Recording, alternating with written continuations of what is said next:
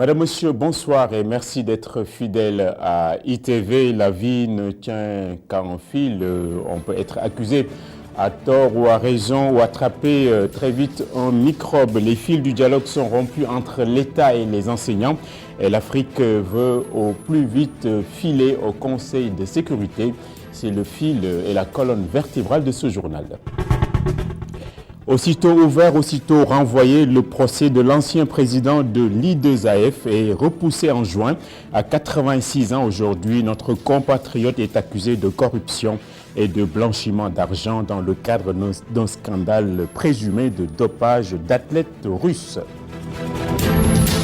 La situation de Thione Seck ne s'arrange pas non plus. La Cour d'appel de Dakar a jugé que le chanteur fera face à un nouveau procès le 17 février. Ses avocats, qui n'y comprennent rien, ont décidé d'attaquer le jugement de la chambre correctionnelle dans l'affaire des faux billets. Et puis le feu a ravagé cette nuit des places d'affaires au marché Koloban. Une célèbre librairie papeterie a été entièrement consumée. Les dégâts là-bas sont immenses. L'Afrique en a assez de rester sur le bas-côté de la route de l'histoire. C'est le seul continent qui ne siège pas au Conseil de sécurité de l'ONU, alors que ces problèmes y sont traités le plus clair du temps. Le continent veut aujourd'hui 2 sièges avec droit de veto pour réparer une faute historique. Enfin, Dambok sera l'invité de cette édition. Le secrétaire général du QSEMS authentique et coordonnateur du G20 répondra à nos questions. Un débrayage est annoncé de leur part d'ailleurs dès demain, mardi. Le développement du journal dans un instant.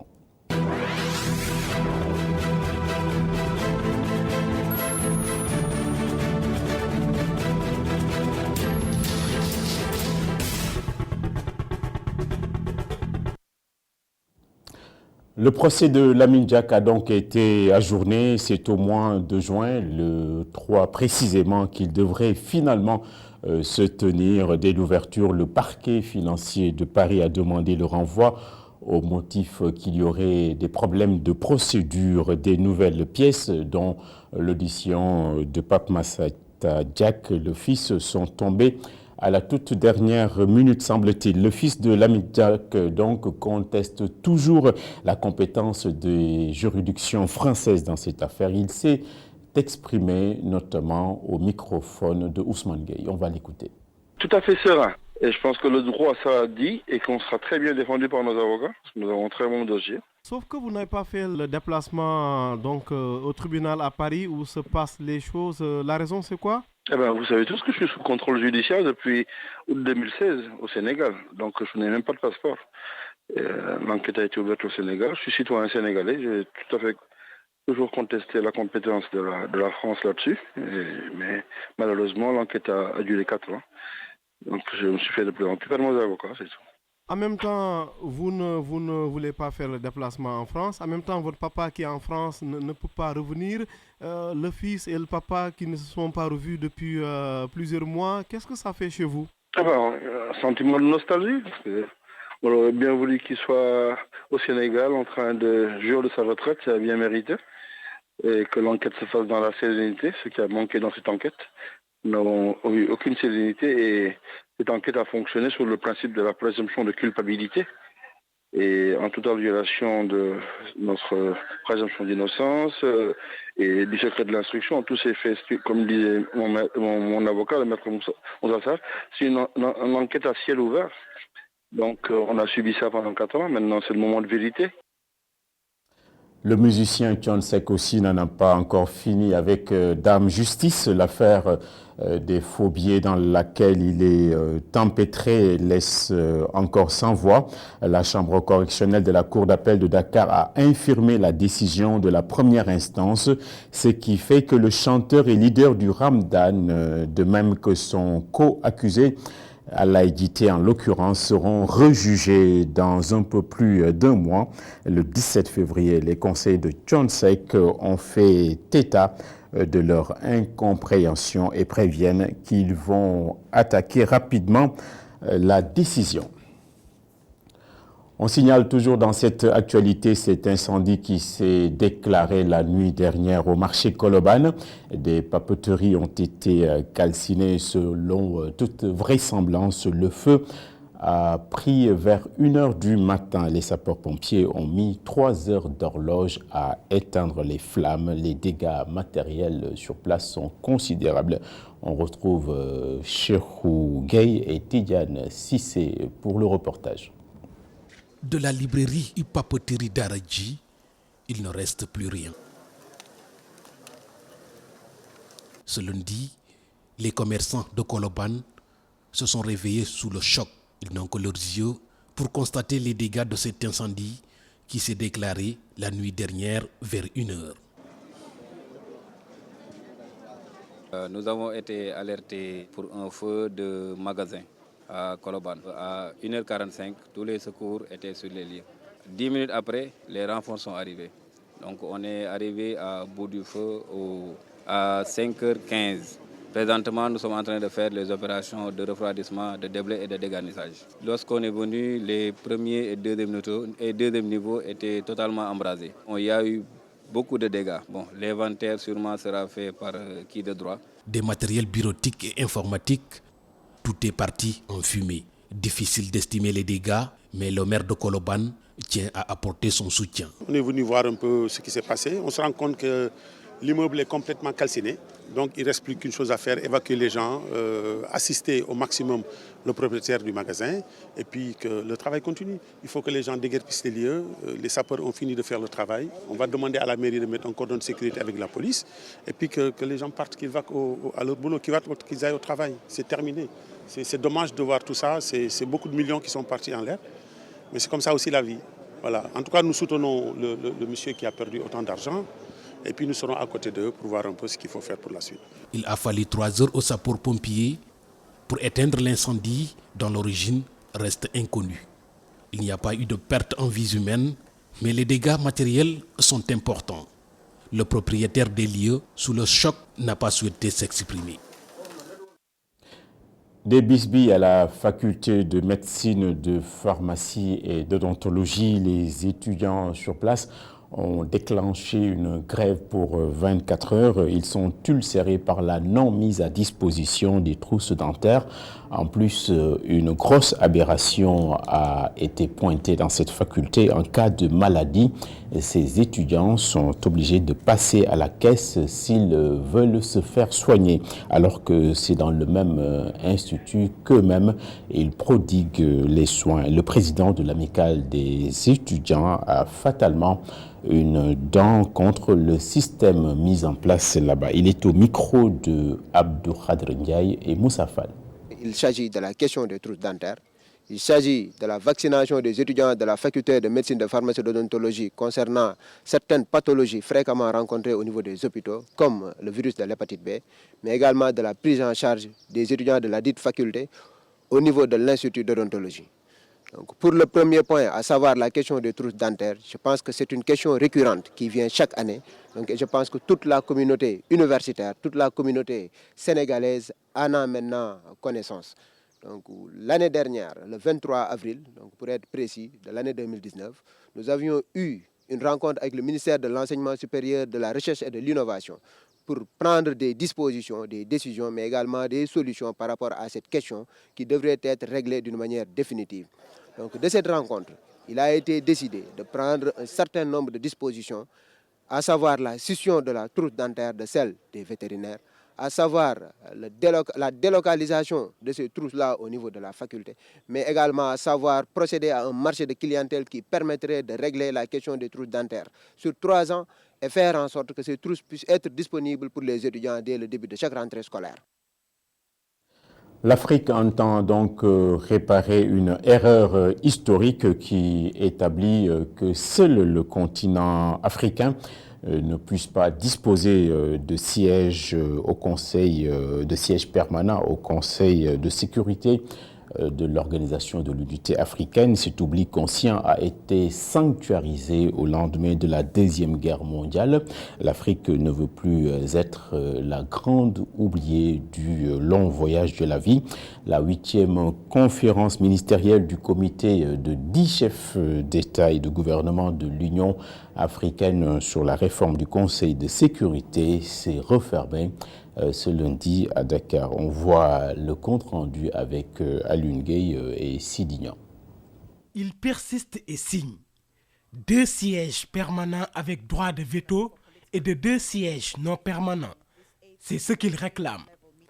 Selon le président de la République Macky Sall, les questions africaines sont traitées au Conseil de sécurité de l'ONU sans leur présence. Aujourd'hui, l'Afrique compte le plus grand nombre d'adhérents aux Nations Unies avec 54 États membres. De plus, les questions africaines occupent l'essentiel de l'agenda du Conseil de sécurité. Or, on ne peut pas régler des problèmes africains sans les Africains. La situation en Libye en est une parfaite illustration. Pour ces ambassadeurs du continent, l'Afrique a longtemps subi des injustices. Il faut que cette injustice soit corrigée pour permettre au Conseil de sécurité d'être efficace et d'être équitable et surtout aussi que nous puissions, nous, Africains, dire ce que nous pensons des crises et des situations d'une manière générale sur notre continent. Par ailleurs, il compte travailler en symbiose et éviter tout ce qui pourrait fragiliser le processus. Nous continuerons aussi de faire preuve d'ouverture dans l'échange avec les autres groupes d'intérêt. C'est la dynamique même de la négociation qui le veut. En même temps, il nous faudra éviter toute initiative ou démarche de nature à fragiliser l'unité et la cohésion du groupe africain. Mais au finish, il faut que nous soyons solidaires, que nous parlions d'une même voix. Et ça, c'est beaucoup important si nous sommes divisés. Parfois aussi, certaines puissances jouent à la division pour nous permettre de ne pas avoir des résultats. Et l'Afrique est soudée. L'heure de l'Afrique a sonné. De l'avis de ses représentants, le Conseil de sécurité de l'ONU a désormais du pain sur la planche. Ousmane Sonko redevient tellurique et tâte le terrain. Le leader de PASTEF a rencontré ses militants à Saint-Louis. Il s'est intéressé notamment à la gestion de la brèche et a pointé un doigt accusateur sur le gouvernement et son impéritie à régler le problème. Nous écoutons Ousmane Sonko s'engouffrer dans la brèche. Ses propos sont recueillis par Momar Alisnian et Aletiam à Saint-Louis. Nous constatons en tout cas aujourd'hui que le gouvernement n'a pas de solution. Et les engagements qu'il avait pris pour le balisage des voies navigables pour permettre aux pêcheurs de pouvoir circuler n'ont pas été respectés. Les engagements qui ont été pris pour le dragage du fleuve de l'Embouchure à Saint-Louis n'ont pas été respectés. Mais pire encore, le gouvernement semble compter sur des financements étrangers exclusivement dans le cadre d'un programme qui s'appelle le PROJEP, mais également dans le cadre d'un programme qui concerne 6 pays africains qu'on appelle le WACA. Et nous savons que les budgets qui sont alloués à ces projets-là sont insignifiants pour permettre de prendre à bras le corps ces questions-là. Des solutions existent, des études approfondies doivent être faites. Le gouvernement s'était engagé à le faire depuis 2014, le Conseil des ministres décentralisé qui s'est tenu à Saint-Louis. 6 ans plus tard, rien n'a été fait. La 40e édition de la Ziara annuelle de Thierno Seydou Nourou Tall et Thierno Mountaga Tall se tiendra du 23 au 27 janvier. Cette édition est dédiée cette fois à la famille de Seydi Hadj Malick Sy. Elle va démarrer par une conférence sur le thème de la crise des valeurs et des déviances sociétales. Les fidèles envisagent aussi de reconstruire la grande mosquée omarienne. On écoute de ce fait un responsable de la cellule communication. Il est interrogé par Cher Sall. Cette année est une année particulière pour la Oumma islamique et pour Thierno Madani lui-même, puisqu'il s'agit des 40 ans du rappel à Dieu de El Hadj Thierno Seydou Nourou Tall, notre marabout. Et c'est pour cela que toutes les manifestations qui seront organisées cette année autour de la Ziara tourneront autour du Saint-Homme. Que ce soit de la conférence au King Fahd Palace sur le thème crise et déviance sociétale au Sénégal, quel remède à la lecture du Coran et de la vie de Thierno Seydou Nourou Tall. Donc cette conférence tournera essentiellement autour des enseignements et de ce que nous a légué le Saint Marabout. Ensuite, nous aurons, comme à chaque année aussi, un parrain. Cette année, le parrain qui a été choisi par Thierno Madani est la famille Seydi El Hadji Malick Sy, eu égard à toutes les relations que vous savez tous, les relations qui existaient entre Thierno Seydou Nourou Tall et son marabout Seydi El Hadji Malick Sy radiyallahu ta'ala anhu. Cette année aussi, la Ziara fera un focus essentiel et important sur le projet de construction de la mosquée omarienne. Vous savez que cette mosquée a été construite et érigée par notre marabout Thierno Mountaga Amadou Mountaga Tall, et c'est la première mosquée qu'un petit-fils de El Hadji Omar construit lui-même et porte le nom de Cheikh Omar Foutiou. Et puis un musée du mouridisme de 20 000 mètres carrés sera érigé à Yanatou Marwa à Touba.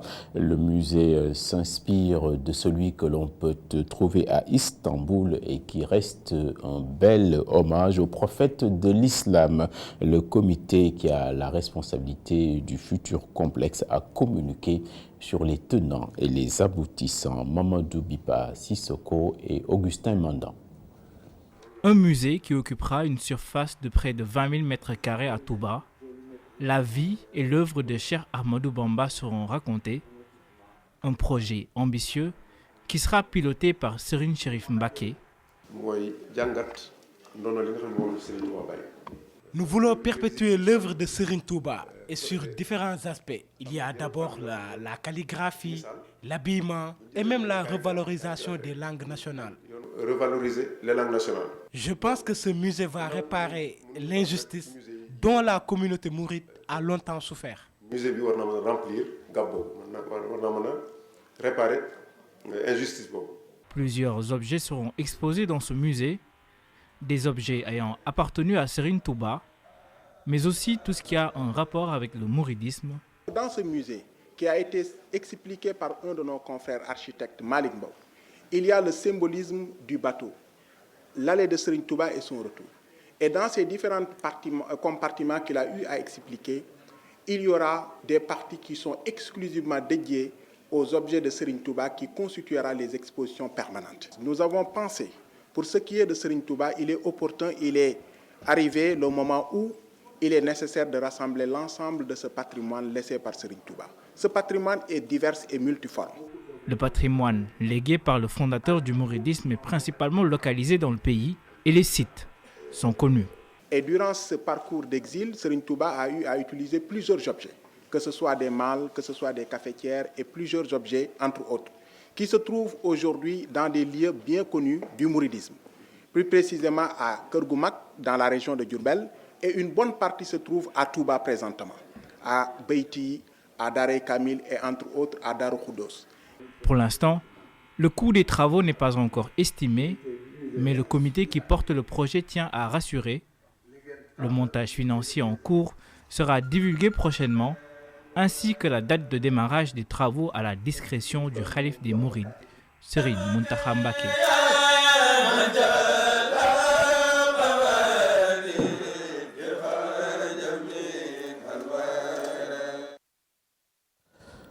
L'homme et la nature sont interdépendants pour faire face au changement climatique et à l'effondrement des écosystèmes. La parade de l'agroécologie est énoncée. C'est d'ailleurs l'un des axes majeurs de la phase 2 du plan Sénégal émergent mis en place par l'État du Sénégal. Les acteurs ont saisi la tribune des journées dédiées à l'agroécologie pour mettre en avant cet axe prioritaire. La présidente du conseil d'administration d'Enda Tiers-Monde s'en explique ici au micro de Mamadou Bipa Sissoko.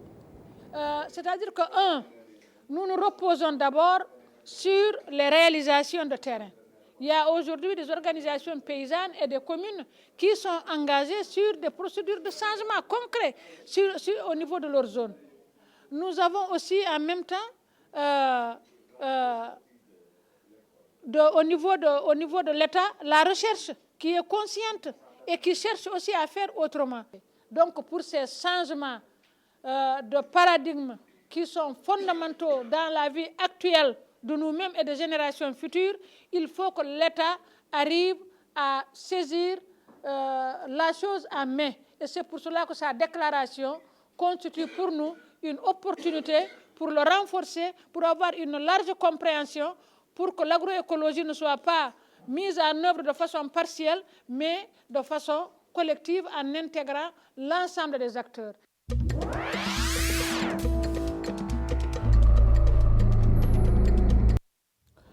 Le monde est immense au-delà de nos murs d'habitation. Les actualités internationales sont prises en charge et commentées ce soir par Abdourahmane Di. Un jeune homme a été également tué cet après-midi à Conakry lors d'affrontements avec les forces de l'ordre. Un meurtre confirmé par un médecin qui met à jour la longue liste de victimes de la contestation du 3e mandat du président Condé. Son oncle qui raconte les faits explique, je cite, « À un moment, on a entendu une rafale. Nous avons entendu des cris et tous les jeunes se sont rassemblés autour de mon neveu qui était par terre, blessé à la poitrine. » Un incident qui fait suite à l'appel lancé par le Front National pour la défense de la Constitution, FNDC, qui a reçu une réponse favorable de la part des populations. La victime était donc un élève de la terminale âgé de 21 ans.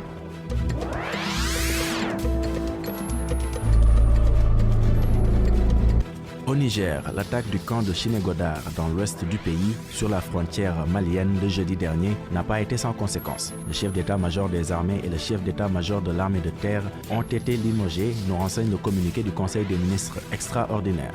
Un conseil qui s'est tenu juste avant le départ du président nigérien Mahamadou Issoufou pour un sommet. L'objet de ce sommet est de trouver les voies et moyens dans le sens de lutter contre le djihadisme dans la zone du Sahel sous l'initiative du président français Emmanuel Macron. Pour rappel, le bilan de l'attaque du camp de Chinégodar a fait 89 soldats tués.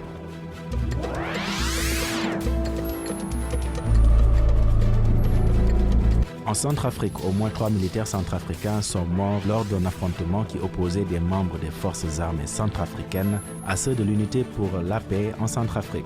Et pourtant, un accord de paix avait été signé, mais rien n'est fait. Ces deux camps doivent s'affronter. Des blessés, il n'en a pas manqué. On en décompte une dizaine, sans compter les quelques 125 personnes qui se sont également réfugiées autour de la base de l'ONU, après l'incendie de 2 camps de déplacés.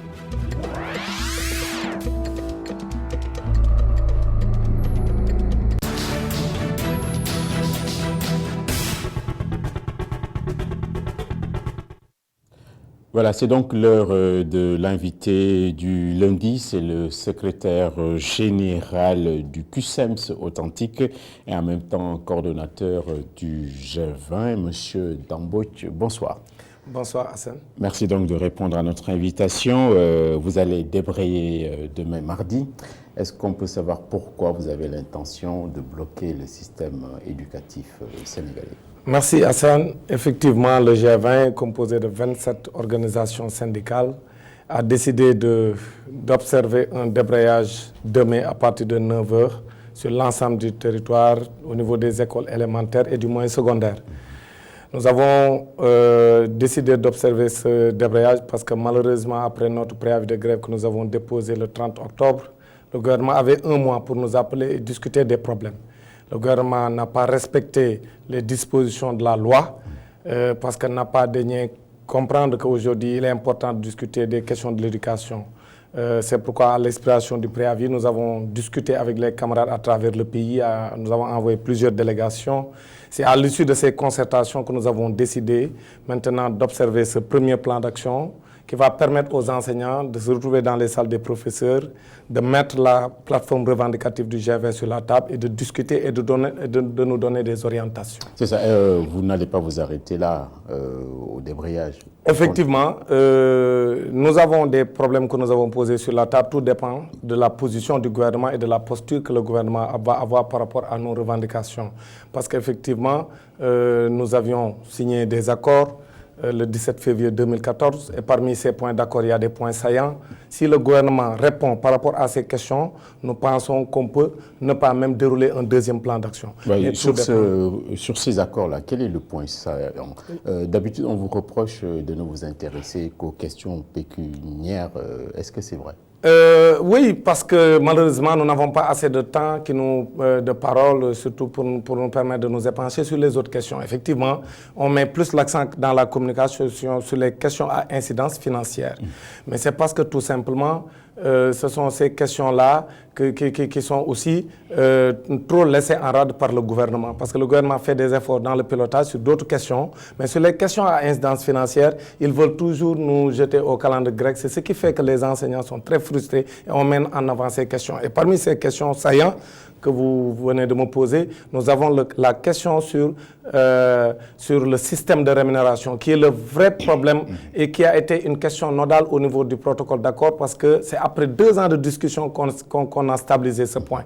Il était question d'étudier le système de rémunération, de partager les résultats et d'ouvrir enfin des négociations pour corriger les injustices dans le système de rémunération. Voilà. C'est ça que le gouvernement ne veut pas. C'est ça, je vous coupe pas. Il y a également les rappels, les prêts DMC, l'accès au logement, les avancements, la dématérialisation, si j'ai bien noté. Mais aujourd'hui, dans le gouvernement, qui se trouve être votre interlocuteur? Oui, nous, pour le G20, d'abord, c'est vrai que le gouvernement a désigné Cheikh Kanté comme étant l'interlocuteur des enseignants donc au niveau de ce qu'ils appellent le monitoring, ça veut dire le suivi des accords.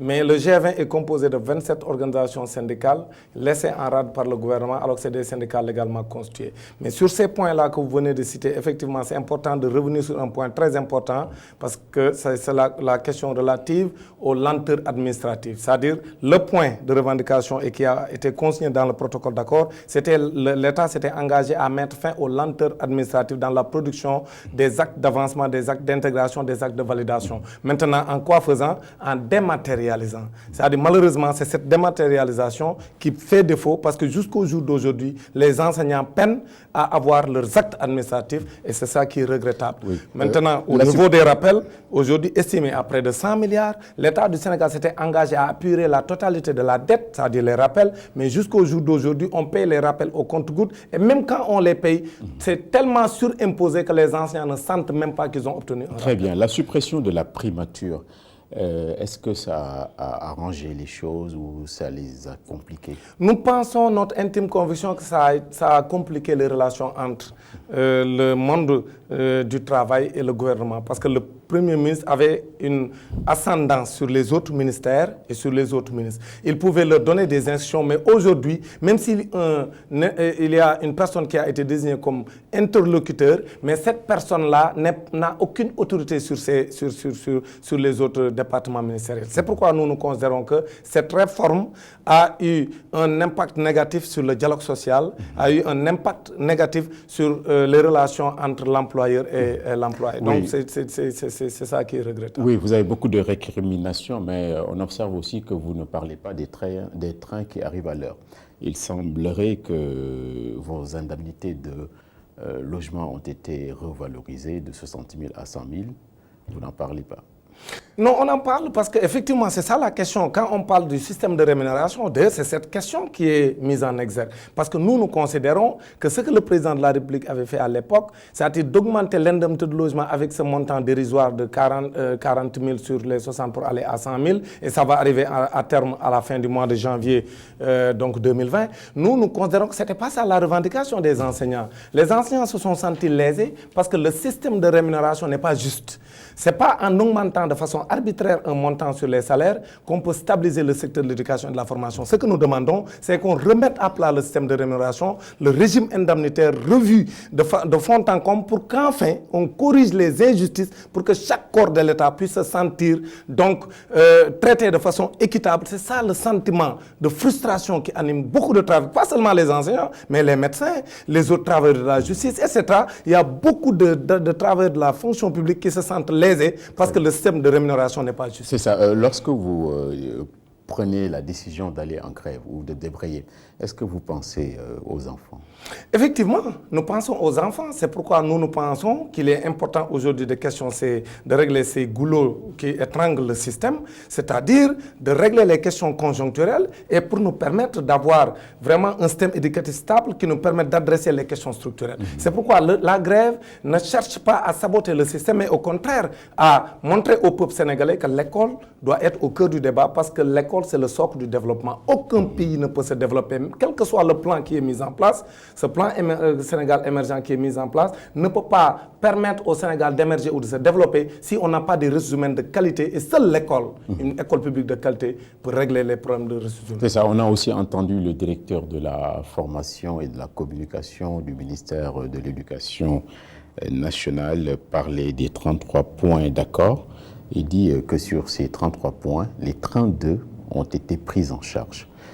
Est-ce que vous ça, c'est un langage déjà... D'abord, la personne qui est citée est un politicien qui, pour nous, n'a pas la crédibilité qu'il nous faut pour parler au nom du gouvernement. Nous considérons qu'il n'est pas notre interlocuteur. Parce que lui, c'est un politicien qui est dans l'attelage du gouvernement, donc dans la coalition. Nous considérons qu'il cherche à sécuriser son poste. Donc celui-là, ce qu'il dit, ça ne nous engage pas. Mais sur ce qu'il a dit, d'abord, nous ne sommes pas d'accord. Parce que sur les 33 points, effectivement, qui étaient consignés dans le protocole d'accord du 7 février 2014, je viens de vous citer au moins 5 points majeurs qui ne sont pas pris en charge correctement. C'est-à-dire le langage, ce langage-là, diplomatique ou politicien que certains hommes politiques ont comme lui, c'est ça qui doit cesser dans ce pays. C'est-à-dire dire que nous avons pris en charge. Prise en charge, ça veut dire que nous sommes en train de régler le problème. Non, ce n'était pas ça l'objet de l'accord. L'accord avait dit on règle définitivement ces questions pour passer à autre chose. Mais à chaque fois, pendant 5 ans, depuis qu'on a signé le protocole d'accord, comment on leur parle, ça fait 6 ans. Maintenant, pendant 6 ans, ils disent que nous sommes en train de prendre en charge. Ce que nous demandons, c'est qu'on règle ces questions de façon définitive. Très bien, les minutes filent. On entend parler de G20, de G7. Vous semez beaucoup de confusion dans la tête des Sénégalais. Qui fait quoi? Qui fait quoi? C'est simple. Ça veut dire que c'est le gouvernement qui avait voulu semer la zizanie dans notre secteur, en organisant des élections qui restent toujours provisoires parce que les résultats ne sont pas définitifs. Maintenant, qui a désigné un groupe de syndicats avec qui il discute et avec un autre groupe de syndicats composé de syndicats avec qui ils disent qu'il ne va pas discuter. Maintenant, aujourd'hui, c'est cette situation de surenchère créée par l'État. L'État s'est tiré une balle dans la tête. Maintenant, pourquoi nous, le G7, pourquoi les anciens, même nous qui nous suivent, demandent pourquoi on n'harmonise pas les plans d'action. Nous sommes prêts, nous, le G20. Mais pourvu qu'il n'y ait des garanties que ce qui s'était passé il y a 2 ans, que ça ne va plus se passer. C'est-à-dire quoi? En allant discuter à minuit avec le ministre de l'Éducation nationale qui les a accusés, et en allant à 2 h du matin discuter avec la première dame pour pondre un communiqué à 4 h du matin pour lever un mot d'ordre des enseignants. Si tout ça, il y a des garanties, nous sommes prêts à travailler en synergie avec le G7 pour pouvoir porter dignement les revendications des enseignants jusqu'à la victoire. Voilà, une toute dernière question. Il semble que vous avez ajouté la revendication de la baisse du prix de l'électricité dans vos revendications globales. Vous m'avez rectifié non, si je ce me n'est trompe. pas exactement ça. C'est-à-dire que nous sommes une organisation syndicale, donc membre de la société civile. Dans tous les pays, les enseignants sont dans la société civile et nous, personne ne peut nous exclure de la société civile. Maintenant, puisque nous sommes dans la société civile et que le peuple sénégalais est confronté à un problème aussi crucial, le peuple ne peut pas se mobiliser et que les syndicats disent les syndicats restent indifférents. C'est pourquoi nous sommes en communion avec le peuple sénégalais pour fustiger la hausse du prix de l'électricité parce que rien ne justifie une telle hausse parce que le Sénégal avait dit qu'ils ont sécurisé donc l'énergie et qu'ils vont même vendre dans la sous-région et qu'ils ont fait même des bénéfices. Donc personne ne peut accepter qu'on augmente le prix de l'électricité. C'est pourquoi nous, le G20, nous sommes dans la lutte de non-langue, non-bagne pour montrer qu'on n'est pas d'accord. Voilà, merci beaucoup M. Mbouch. Le temps est fini. Merci également pour le langage fleuri. C'est donc la fin de ce journal. La météo dans un petit moment. Les inspirations du professeur vont suivre avec une évocation d'Amadou Ampateba, Keno Askambi ce soir avec Soda Djakoumpa et plus tard l'appel des arènes avec le tandem Malik Djandoum et Eladj Nguyen Diagne. Merci et bonsoir.